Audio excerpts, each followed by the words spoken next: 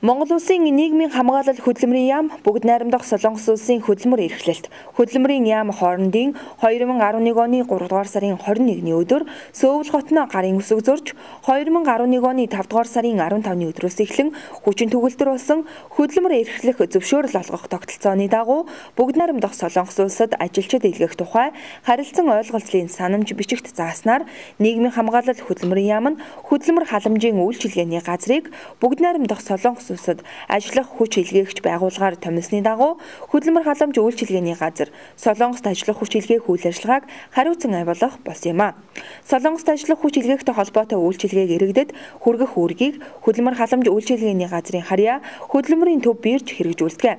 За Солонгосоос томилсон Солонгост ажиллуулахаар илгээсэн Монгол ажилчдыг хүлээн авагч байгууллага Солонгосын хүний нөөцийн хөгжлийн алба түүний төлөөлөгчийн газартай хамтран иргэдийн бүртгэл мэдээллийг хүлээн авч бэлтгэл ажлыг ханган ажилладаг байна.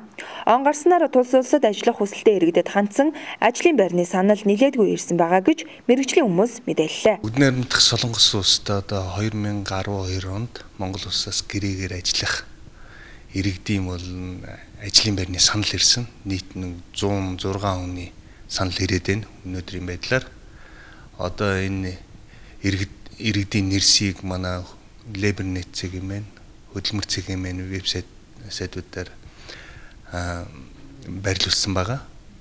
Тэгэхээр иргэд маань энэ нэрсээ хараад манай хөдөлмөрийн төв бирж дээр хурж ирж хөдөлмөрийнхаа гэрээг яаралтай хийх шаардлагатай байгаа. Манай хөдөлмөрийн төв биржийн гадаад хөдөлмөр зуучин албанаас бол энэ иргэдэд уцтаж хэлж байгаа. Манай улсын зүгээс бүгд найрамдах Солонгос улсад үйлдвэрийн чиглэлд ажиллах хүч гаргах сонирхолтой байгаагаа илэрхийлж, энэ салбарт түлхүү ажлын байрны санал ирүүлж байгаа юм байна. Энэ нь цаашлаад бодлогын чанартай асуудал төдийгүй гадаад улс оронд ажлын туршлага хуримтлуулсан иргэд эргээд Монголдо олон зүйлийг хөгжүүлэх боломж бүрдэн хэмээн үзэж байна. 2012 онд бол манай гэрээгээр ажиллах иргэд маань зөвхөн аж үйлдвэрийн салбарт ажиллах юм.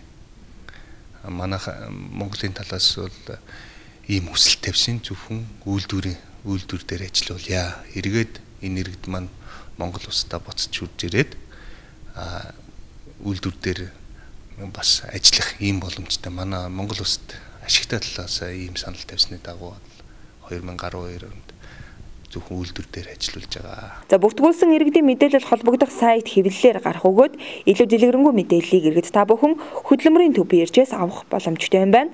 За харин тэнцсэн иргэдийн хувьд эмнэлгийн үзлэгт дахин хамрагдаж сургалтанд хамрагдах нэ.